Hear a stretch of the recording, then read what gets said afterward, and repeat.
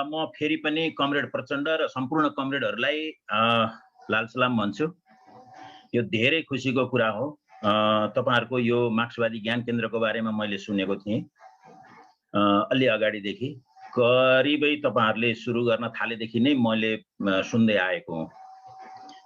तर मैले सोचेको भन्दा तपाईहरु अझै धेरै व्यवस्थित हुनुहुन्छ कि भन्ने लाग्यो मलाई चाहिँ आजको तपाईहरुको यसको प्रस्तुति, आयोजना, यो सबै कुरा हेर्दाखेरि चाहिँ मैले सोचे भन्दा तपाईहरुले राम्रो गर्नु भएको छ भन्ने लागेको छ। र खास गरी कम्युनिस्ट पार्टीको प्रचार बहुत ठुलो भएको र त्यही तुलनामा चाहिँ यसको बौद्धिक, प्राज्ञिक बहस, छलफल, सिर्जना, त्यसका लागि प्रयत्न, त्यो असाध्य, त्यसको तुलनामा हेर्ने हो भनेदेखि तपाई जस्तो विषयमा बहस गर्दै हुनुहुन्छ यस्तो विषयमा बौद्धिक र प्राज्ञिक भन्दैछु आफ्नो हिसाबले बहुत कम छ भन्ने मलाई लाग्छ। भर्खर मैले एउटा बजारमा किताब देखाएको छु, यो capital under peasantry under capitalism in contemporary Nepal भन्ने एउटा किताब देखाएको छु। हाम्रो अर्थतन्त्र, कृषि, किसानियतका बारेमा त्यसको विषयवस्तु मात्रै मैले हेरेको छु, तर त्यो विषयवस्तु र त्यसमा परेको मेहनतले हेर्दाखेरि त्यो एउटा किताब बल्ल देखा परेको छ हाम्रो उसमा जस्तो लाग्छ मलाई चाहिँ।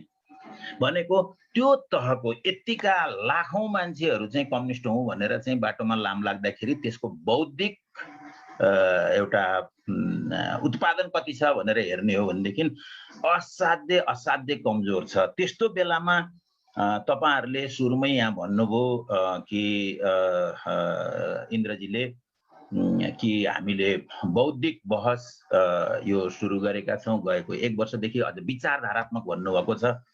यो असाध्य महत्त्वपूर्ण छ र मलाई वास्तवमा यो कार्यक्रम तपाईहरुले जसरी गर्दै हुनुहुन्छ 1000 साथीहरु चाहिँ जोइन गरिसक्नु भएको छ। यो असाध्य महत्त्वपूर्ण यो कार्यक्रममा मलाई बोलाउनु भएकोमा म तपाईहरुलाई म आभार नै व्यक्त गर्दछु। म तपाईहरुलाई धन्यवाद दिन्छु। म सोझै विषयमा प्रवेश गर्छु।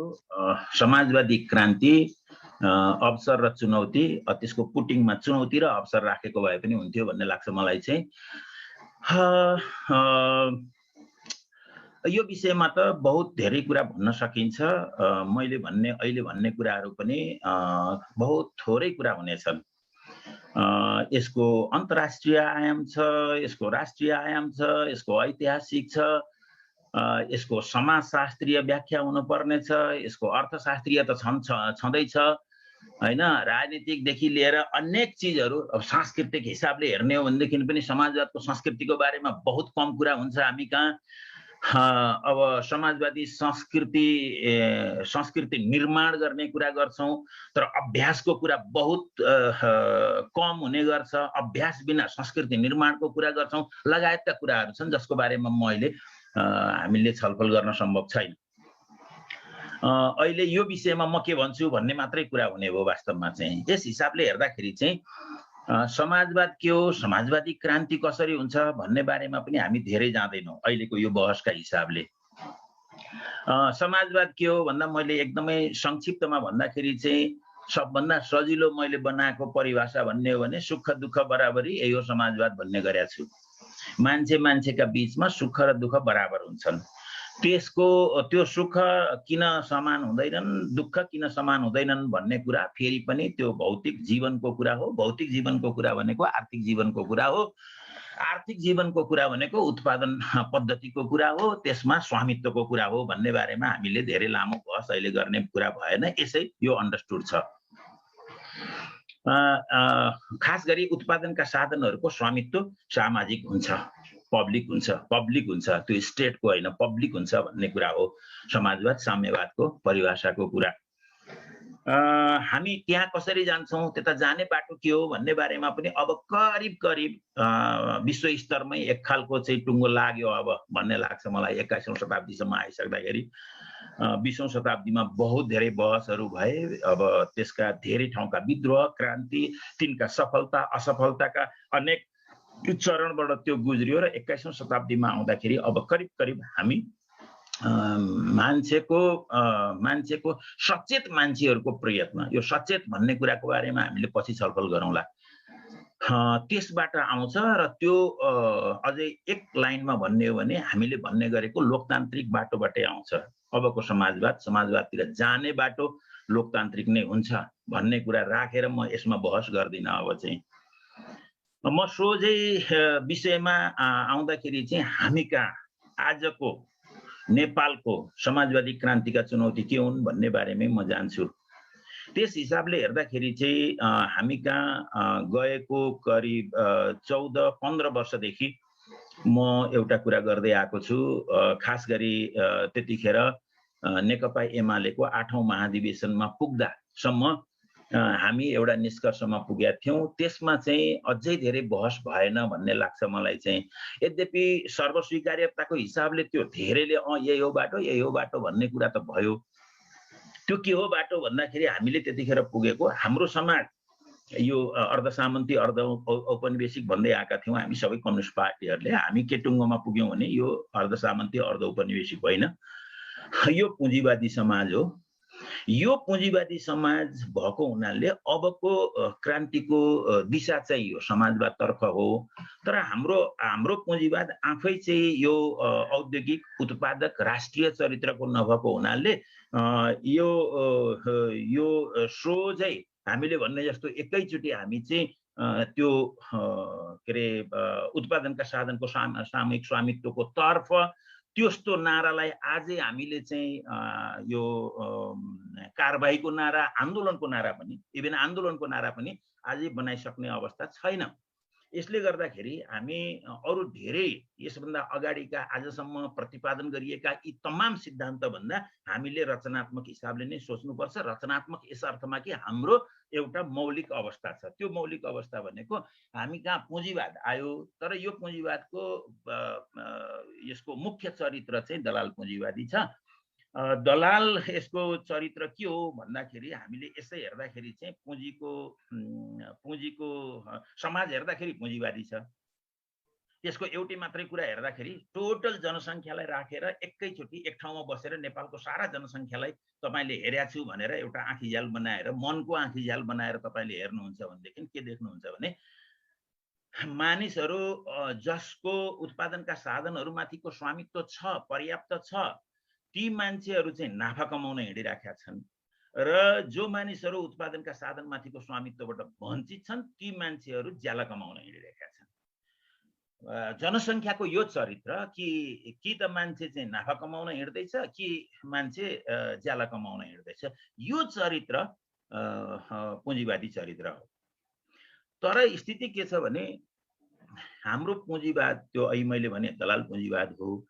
त्यसले पुँजी त कमाउँछ, पुँजी सिर्जना हुँदै जान्छ अथवा नाफा बन्दै जान्छ। नाफा हेर्दाखेरि चाहिँ हामी कहाँ विश्व स्तरको फोर्ब्स पत्रिकामा नाम निकाल्न प्रयत्न गरिरहेका पुँजीपतिहरू देखिन्छन्। तर त्यो पुँजीको चरित्रको मूल विशेषता भनेको मुख्यतः दलाल छ। त्यो भनेको के हो भन्दा त्यो रोजगारी सिर्जना गर्दैन। पुँजीको तुलनामा रोजगारी सिर्जना नगर्ने त्यस्तो पुँजी त्यो दलाल पुँजी हो।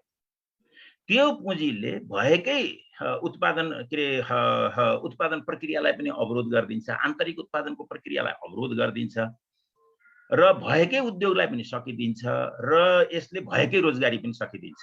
अथवा होल हामीले पुँजीमा हेर्दाखेरि हामीले निकाल्न सकिने मार्क्सले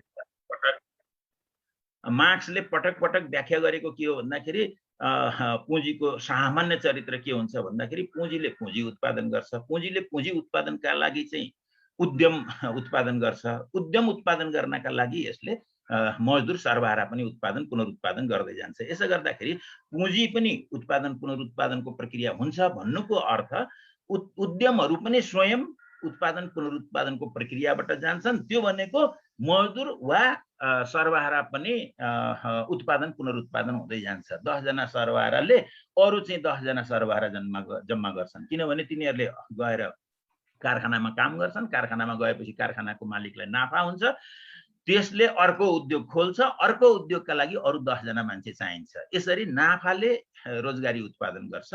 पुँजीको सामान्य चरित्र उद्यमशील पुँजीको सामान्य चरित्र यो हो, जसलाई हामीले राष्ट्रिय चरित्र, उत्पादक पुँजी आदि इत्यादि भन्ने गरेका छौँ। तर हामी कहाँ मैले अघि भनिसकेँ, पुँजी कमाउने कुरा त भयो, तर पुँजीले उद्यम कमाउने, पुँजीले रोजगारी सिर्जना गर्ने कुरा भएन। खास गरी यो चरित्र चाहिँ दलाल पुँजी हो, जो मूलतः व्यापारमा र बिचौलिया पुँजीको यसको चरित्र मूलतः बिचौलिया हो। यसको बारेमा मैले सैद्धान्तिक व्याख्या कहाँ कसरी पुँजीमा मार्क्सले व्याख्या गरेको पुँजीको कुन ठाउँबाट हामीले यसलाई व्याख्या गर्न सक्छौँ भन्ने कुरा यो अलिकति लामो कुरा हुन्छ, म त्यतापट्टि गइन। संक्षिप्तमा जुन पुँजीले उद्यम सिर्जना गर्दैन, जुन पुँजीले उद्यम सिर्जना नगरेपछि रोजगारी सिर्जना गर्दैन, त्यो दलाल पुँजी हो भन्ने कुरा नै हो।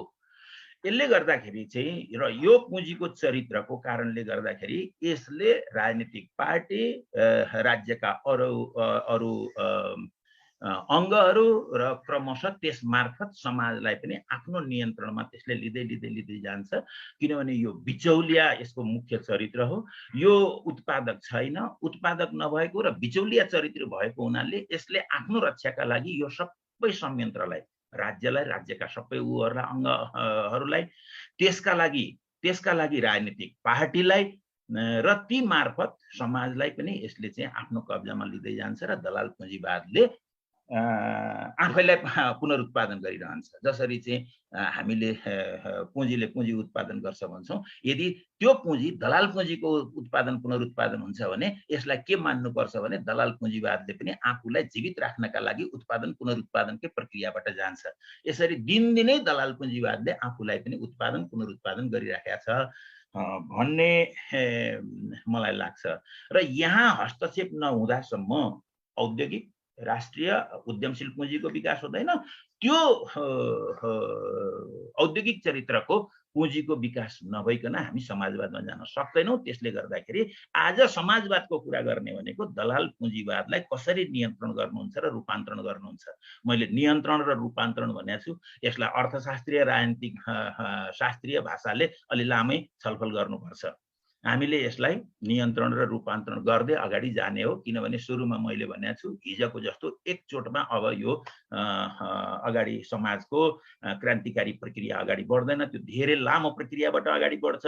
त्यसो हो भने त्यो लामो प्रक्रिया के हो, जसले दलाल पुँजीको यो दलाल पुँजीवादको आफ्नै उत्पादन पुनरुत्पादनको त्यो चरित्रमा चाहिँ हामीले हस्तक्षेप गर्छौँ। त्यो कुरा के हो भन्ने कुरा हामीले छलफल गर्नुपर्छ। यो एउटा भयङ्कर ठुलो चुनौती हो, जसका बारेमा म पछि पनि फेरि छलफल गर्नेछु थोरै। दोस्रो कुरा, हाम्रो विशिष्टतामा भूराजनीति एउटा असाध्य महत्त्वपूर्ण चिज हो भन्ने लाग्छ मलाई। अझ आज आएर त यो अझै धेरै प्रश्न देखिन्छ। अलि अगाडिदेखि मैले यो विषयमा लेख्दै पनि आएको थिएँ। मैले कम्युनिस्ट पार्टीमा, हाम्रो पार्टीमा केही डकुमेन्टहरू पनि पेश गरेको छु। खास गरी विचारधारात्मक कारणले र भूराजनीतिक कारणले गर्दाखेरि हामी कहाँ कम्युनिस्ट पार्टीको विरुद्धमा पश्चिमा, हामीले भन्दाखेरि त्यो अमेरिकी युरोपीय जे भन्छौँ, त्यो पश्चिमा शक्तिहरू, पश्चिमा विचारधारामा बनेका ती सम्पूर्ण इभेन सामान्य एनजिओ आइएनजिओहरूका प्रक्रिया पनि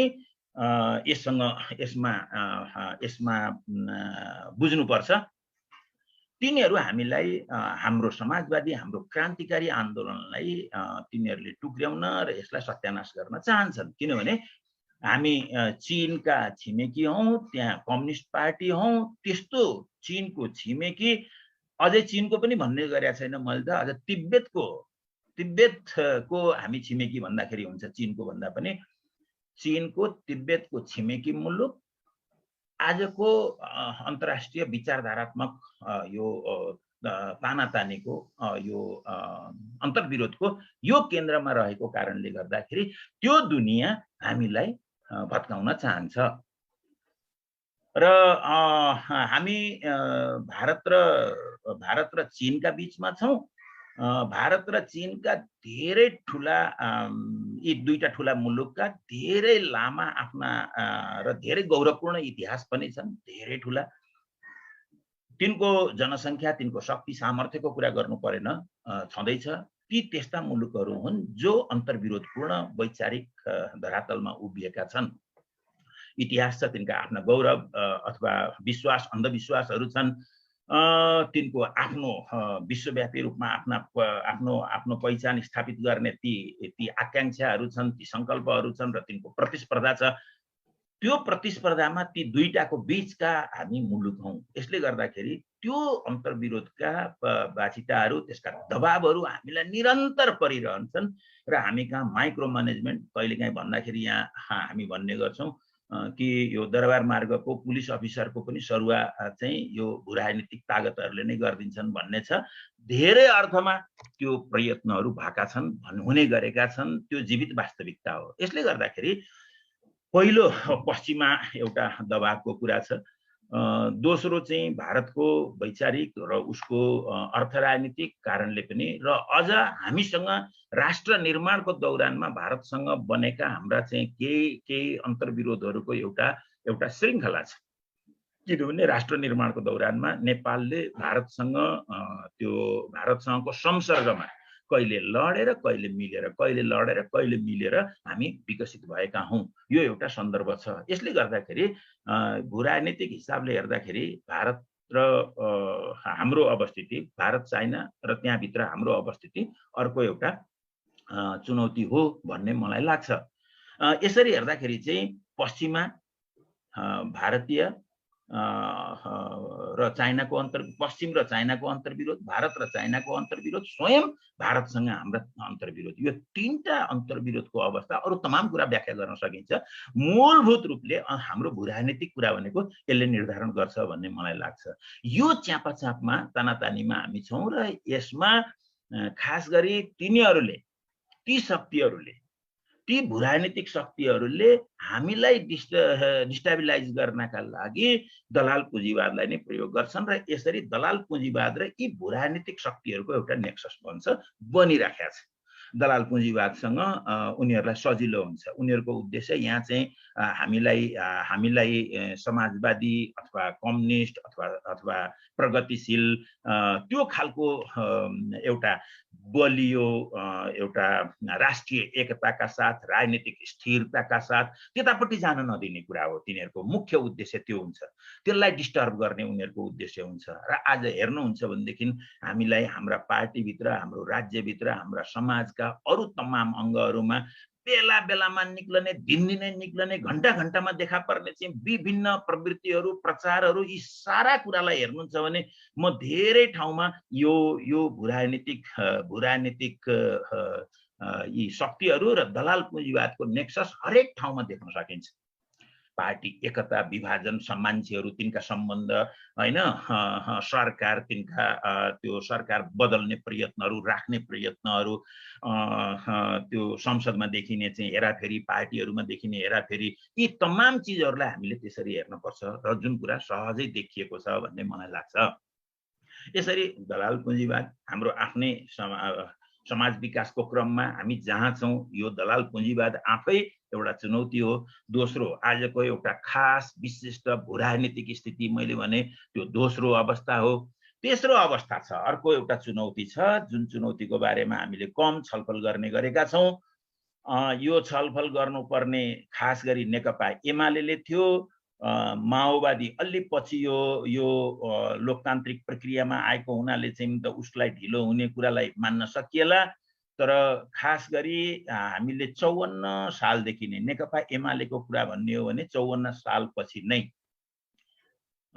यो संसदीय व्यवस्थाबाटै हामीले समाजवादमा जाने जस्तो ओरिएन्टेसन यो जनताको बहुदलीय जनवादले दियो।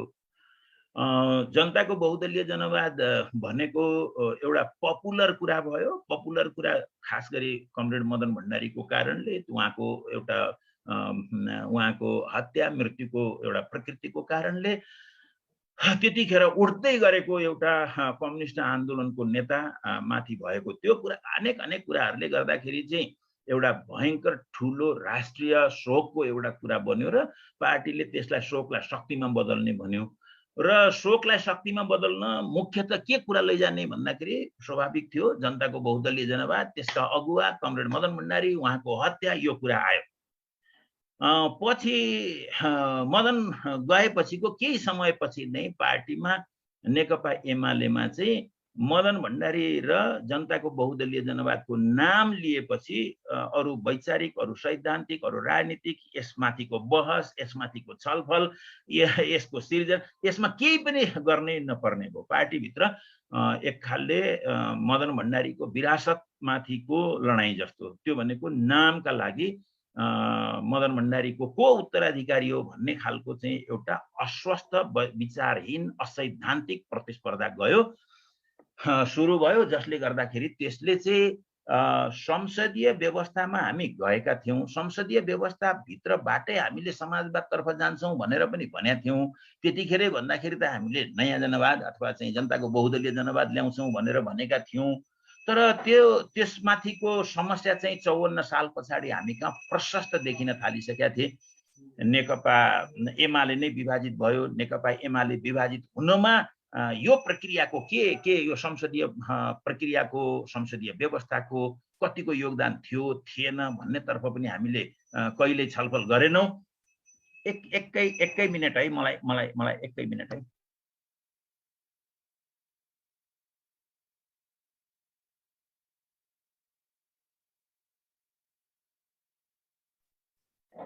हामीले त्यसमा चाहिँ छलफल बहुत कम गर्यौं, तर समस्या त्यहीँबाट सुरु भइसकेको थियो। संसदीय प्रक्रिया आफैले समाजवाद ल्याइदिन्न। संसदीय प्रक्रिया एउटा बाटो मात्रै हो, एउटा प्रक्रिया मात्रै हो। हाम्रो जस्तो समाज विकासको चरण जहाँ दलाल पुँजीवाद छ र हाम्रो जस्तो भूराजनीतिक अवस्थामा झनै यो संसदीय व्यवस्था भित्रबाट समाजवाद ल्याउने कुरा असाध्य चुनौतीपूर्ण छ भन्ने कुरा मलाई लाग्छ, जसमाथि छलफल गरिनुपर्छ भन्ने मलाई लाग्छ। जस्ताको तस्तै हिजो पेरिस कम्युन पछाडि मार्क्सले भन्नुभयो जस्तो यो जस्ताको तस्तै बनी बनाउ राज्यलाई लिएर हामीले समाजवाद ल्याउन सक्दैनौँ भने जस्तै मलाई अहिले के लाग्छ भन्दाखेरि जस्ताको तस्तै आजको संसदीय व्यवस्थाबाट, आजकै संसदीय प्रक्रियाबाट जस्ताको यसैलाई जस्ताको तस्तै राखेर समाजवादतिर जान सकिँदैन। यसको दुईटा प्रक्रिया हेर्छु मैले चाहिँ। एक, यसले पार्टीभित्र र पार्टीभित्रैका सम्बन्धहरू र पार्टीका बीचका सम्बन्धहरूलाई तपाईँ हेर्नुहुन्छ भने कस्तो अवस्था सिर्जना हुन्छ भन्दाखेरि चाहिँ यो संसदीय प्रक्रियामा जसले संसदमा सिट पुर्याउँछ त्यो मात्रै राजनीतिक अस्तित्वमा रहन्छ। जसको जति धेरै सिट हुन्छ त्यसको त्यति प्रभाव हुन्छ त्यसको राज्यमा, समाजमा, हैन, त्यसको हैसियत हुन्छ। जसको थोरै छ त्यसको कम हुन्छ र जसको छैन त्यसको केही पनि हुँदैन। अनि यो समाजमा, यो दलाल पुँजीवादी समाजमा जस्ताको तस्तै हामीले चाहिँ यसैलाई राखेर यसमाथि कुनै यसमाथि आफूलाई तयार नगरिकन खुरुखुरु चुनावमा जाने भनेको के हो भन्दाखेरि चुनावमा पैसा, आश्वासनहरू को यी दुईटा कुरा हेरौँ न। पैसा, आश्वासन, झुट, प्रचारहरूको यति ठुलो प्रयोग हुन्छ कि जसले गर्दाखेरि चाहिँ समाजमा यो समाजवाद, मान्छेका दुःख सुख, अहिले मैले भनेको दुःख सुख, समाजवाद, वर्ग, अन्तर्विरोध, यी सबै कुरा चाहिँ एकदमै गौण हुँदै जान्छन् र अरू एकदमै तात्कालिक कुराहरू चाहिँ प्रमुख बन्दिन्छन् र बढीभन्दा बढी सिट जित्ने कुरा नै मुख्य बनेर जान्छ। यसले गर्दा विरोधीहरूसँगको सम्बन्ध, विरोधी विपक्षी पार्टीहरूसँगको सम्बन्ध पनि बढी सिट कसरी जित्ने भन्ने कुरामा मात्रै केन्द्रित हुन्छ। किनभने हामीले सिट जित्नुपर्ने छ, सिट जित्नका लागि के गर्ने भन्दाखेरि जे गर्नुपर्छ त्यही गर्ने। त्यसो गर्दाखेरि एउटा क्रान्तिकारी पार्टी पनि स्वतः भन्छु मैले, यदि अरू तरिका, अरू यसले आफूलाई बचाउने तरिका राख्दैन भने त्यो स्वतः क्रान्तिको कुरा गर्दै, कम्युनिस्ट पार्टीको कुरा गर्दै दलाल पुँजीवादको सेवा गर्ने ठाउँमा त्यो क्रमशः पुग्दै जान्छ। यो चुनाव प्रचार प्रसारका कारणले जान्छ, अरूसँगका सम्बन्धका अन्तर्विरोधका दौरानमा आफू त्यस्तो बन्दै जान्छ र पार्टीभित्र कस्तो मान्छेलाई दिने त भन्दा जित्न सक्ने मान्छेलाई, जित्न पर्ने मान्छेलाई होइन। म यो सधैँ भन्ने गरेको छु, चुनावमा को उठ्छ, कसले टिकट पाउँछ, कसलाई टिकट दिनुपर्छ भन्दाखेरि जसले चुनाव जित्छ त्यसलाई टिकट दिनुपर्छ।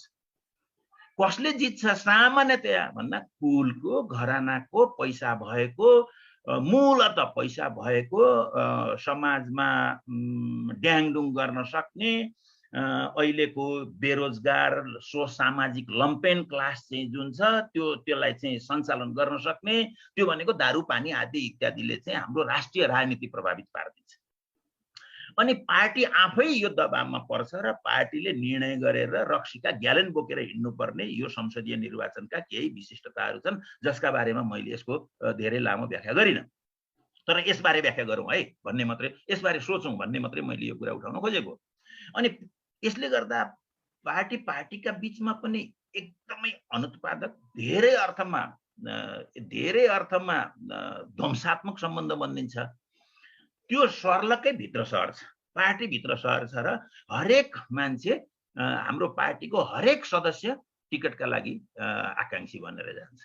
अब यो समाजवाद, क्रान्ति, पार्टी, अनुशासन यी सबै कुरा क्रमशः यो एकैचोटि हेर्दा देखिँदैन, पुरा त सबैका उस्तै हुन्छन्। तर यो 2 वर्षमा, 3 वर्षमा, 4 वर्षमा धेरै, एक दिन 2 दिनमा चाहिँ देखिँदैन। तर 2-4 वर्षमा हेर्दाखेरि यो प्रशस्त यसमा मान्छे एउटै व्यक्तिको चरित्रमा हेर्नुहुन्छ भने त्यसमा आएको विघटन बडा प्रष्ट रूपमा देख्न सकिन्छ। यसरी एउटै पार्टीभित्र पनि सम्बन्ध अब बिस्तारै त्यो ध्वंसात्मक बन्दै जान्छ। त्यो खुट्टा तानातान, चरित्र हत्या, किन टिकट पाउनु पर्नेछ, टिकट पाएर जित्नु पर्नेछ। यो टिकट पाउनकै लागि पनि यहाँभित्र अब समाजवादी होइन, एकदमै नितान्त व्यक्तिवादी गुटहरू जन्मिन्छ।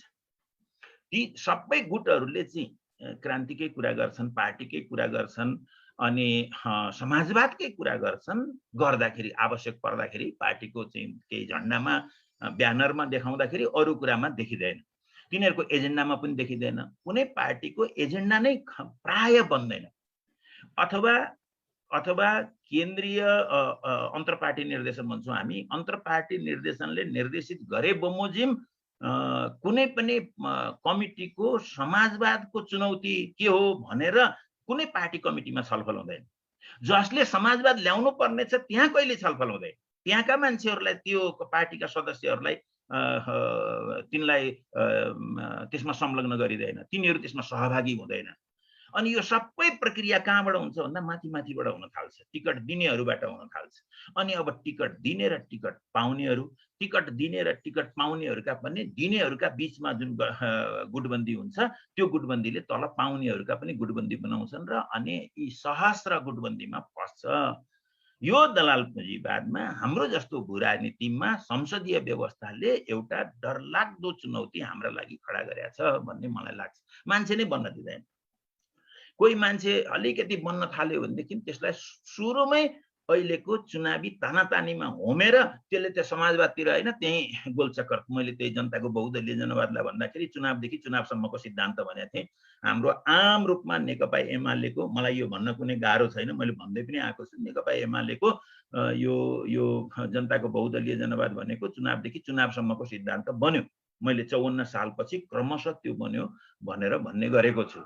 यो किन बन्यो भन्दा यो दलाल पुँजीवाद र हाम्रो भू राजनीतिक सेटअपभित्र एउटा नेकपा मालेबाट विकसित भएर आएको नेकपा एमाले एउटा चुनावी पार्टीका रूपमा एक खालले विघटित भयो भने पनि भयो, पतित भयो भने पनि भयो, त्यो दशामा पुग्यो।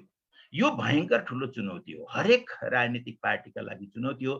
हिजो अब यो माओवादीका लागि पनि चुनौती हो, यो हाम्रा लागि पनि चुनौती हो। संसदीय लोकतन्त्र मार्फत समाजवाद ल्याउँछु भन्ने जोसुकैका लागि यो चुनौती हो भन्ने मलाई लाग्छ। अब यसले कसरी किन्छ मान्छे भनेर मैले भन्न पर्दैन। जसरी राज्यमा किन्छ त्यसै गरी यहाँ पनि किन्छ उसले चाहिँ, होइन। व्यक्तिका सम्बन्धहरू अब त्यो कुनै समाजवादी कमरेडली क्रान्तिकारी सम्बन्धहरू बन्दैनन्।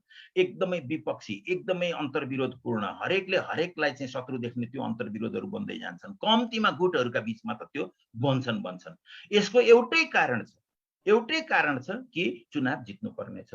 चुनाव केले जित्या छ? मूलत पैसाले जित्या छ। पैसा कसरी प्राप्त हुन्छ भन्दा पद पाएपछि पैसा प्राप्त हुन्छ। त्यो मेयर भएपछि हुन्छ, उपमेयर भएपछि हुन्छ, किनभने त्यहाँबाट ठेक्का पट्टा आदि इत्यादि हुन्छ। त्यो सांसद भएपछि हुन्छ, मन्त्री भएपछि त कति हुन्छ, प्रधानमन्त्री भएपछि त सर्वस्व भइहाल्छ। यसो गर्दा चुनाव किन चाहियो भन्दा पैसा कमाउन चाहियो, पैसा किन चाहियो भन्दा चुनाव किन चाहियो। यसको यो द्वन्द्वात्मक सम्बन्ध छ यसमा चाहिँ हैन। पैसाले चुनावको टिकट किन्छ, टिकटले अझै ठुलो पैसा किन्छ ल्याउँछ, अझै ठुलो पैसाले अझ ठुलो टिकट किन्छ, अझ ठुलो टिकटले अझ ठुलो पैसा किन्छ। यसको यसरी यो बढ्दै जान्छ। यसको द्वन्द्वात्मक सम्बन्ध छ दलाल पुँजीवादमा। यो भिसियस सर्कल, यो दुश्चक्र तोड्न नसक्दाखेरि कम्युनिस्ट पार्टीहरू यसैभित्र पस्छन् र अनि अनेक वैदेशिक शक्तिहरू, मैले अहिले भू राजनीतिक शक्तिहरू भने, दलाल पुँजीवादका शक्तिहरू अनि एउटा क्रान्तिकारी कम्युनिस्ट पार्टीमा पस्छ र जे गराउनु पर्ने छ त्यसले रमिता देखाउँछ। यो गएका हाम्रो यो संसदीय निर्वाचनमा भाग लिएर आएका हाम्रा जति वर्ष भए, जति समय भयो, त्यो राखेर हेर्नुभयो भने त्यसको एउटा एकाउन्ट बडा राम्रो एकाउन्ट निक्लन्छ। अलि राम्ररी 2-4 जना साथीहरू एउटा जिल्लाको परिस्थितिको मूल्याङ्कन गरौँ भनेर लाग्ने हो भनेदेखि बडा राम्रो एकाउन्ट त्यहाँ देखा पर्छ। त्यहाँ गुटबन्दीको, खुट्टा तानातानको, चरित्र हत्याको, यो विचारहीनताको, सिद्धान्तहीनताको, राजनीतिहीनताको, सङ्गठनको विध्वंसको यो सारा चिज त्यहाँ देखिन सक्छ भन्ने मलाई लाग्छ। मैले अलिकति बढी यो व्याख्या गरेँ किनभने यो असाध्यै महत्त्वपूर्ण छ। संसदीय समाजवादमा संसदीय व्यवस्थाको चुनौती, या आज हामीले बेहोरिरहेको, दिनदिनै हाम्रो आन्दोलनले बेहोरिरहेको चुनौतीको बारेमा कुरा गरेँ, जसका पछाडि दलाल पुँजीवाद र भू राजनीतिक शक्तिहरू छन् भनेर भने मैले। त्यसो हो भने कमरेड, मैले सानो आग्रह हजुरलाई गर्न चाहे। हामी समयको चापमा पनि छौँ, सकेसम्म यहाँले छोट्याइदिनु होला। हामी करिब अन्त्यमा आइसकेँ। करिबमा अन्त्यमा किन आइसकेँ भने मैले चुनौतीको कुरा गरि नै सकेँ। हस् कमरेड, हस्। यसर्थ आजको दलाल पुँजीवादको यो भू राजनीतिक शक्तिहरूको र संसदीय व्यवस्थाका यसको नेक्सस, यो आजको समाजवादी क्रान्तिको हाम्रो चुनौती हो, नेपालको चुनौती हो भन्ने मलाई लाग्दछ। यस अर्थमा हाम्रा पार्टी कमिटीहरू नै त्यस्ता कस्ता पार्टी कमिटी छन् भन्ने प्रश्न नै मलाई अब कहाँबाट सुरु गर्ने त? यो चाहिँ सरकारमा गएर हुँदैन। सरकारमा धेरै पटक गयौँ। आज पनि 47 सालदेखि सरकारमा गएको कम्युनिस्ट पार्टी आज पनि छुवाछुत छ समाजमा र यत्रो ठुलो मुद्दा बन्छ भन्ने कुरा हेरेपछि कम्युनिस्ट पार्टी, हामी कम्युनिस्टहरूलाई त्योभन्दा बढी लज्जा हुनुपर्ने के कुरा छ र?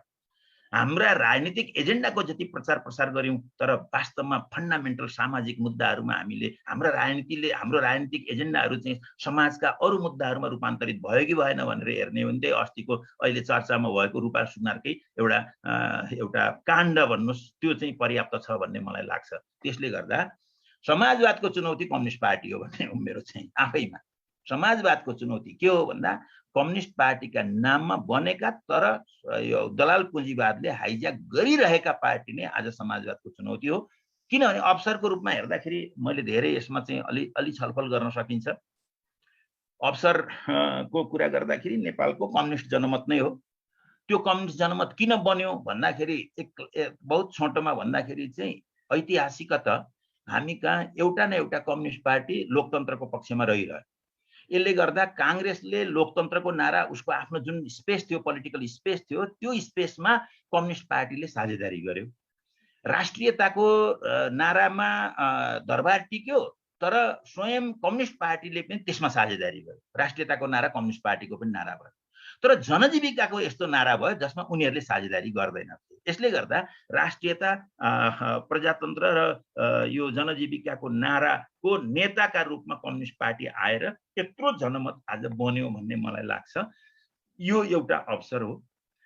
संविधान जसका दबावका कारणले गर्दाखेरि, कम्युनिस्ट पार्टीका दबावका कारणले गर्दाखेरि नै यो संविधान बन्यो, जसलाई प्रुफ गर्न सकिन्छ, धेरै डकुमेन्टहरुमा प्रुफ गर्न सकिन्छ।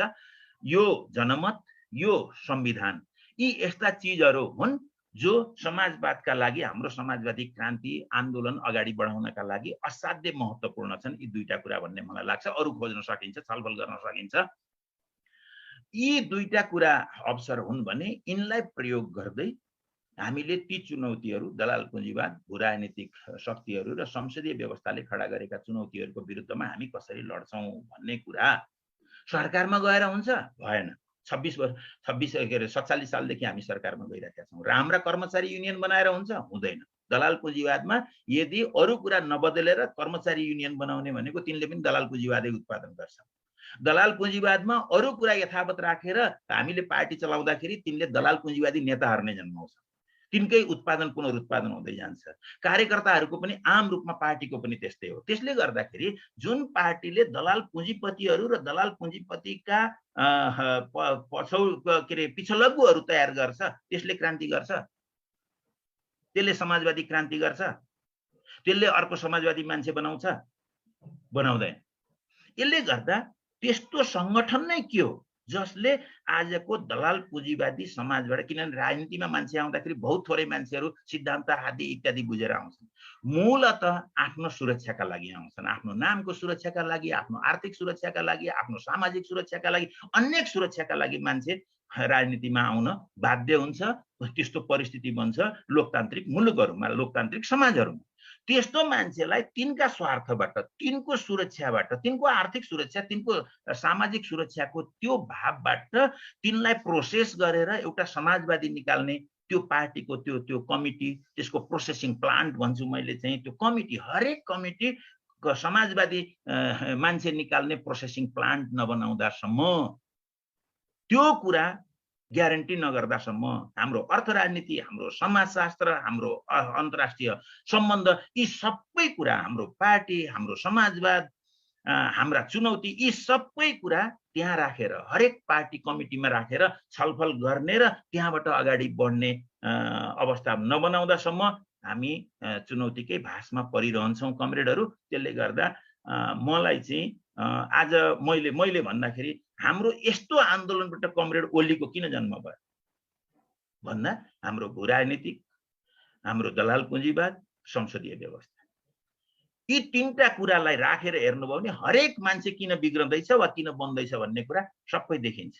हरेक प्रक्रिया किन डिस्टर्ब भयो हैन, हाम्रो आफ्नो क्रान्तिकारी प्रक्रिया किन बिग्रियो वा सप्रियो भनेर हेर्नुहुन्छ भने यी तीनटा चुनौतीलाई हामीले कहीँ सामना गर्न सकेका छौँ, त्यहाँ सफल भएका छौँ।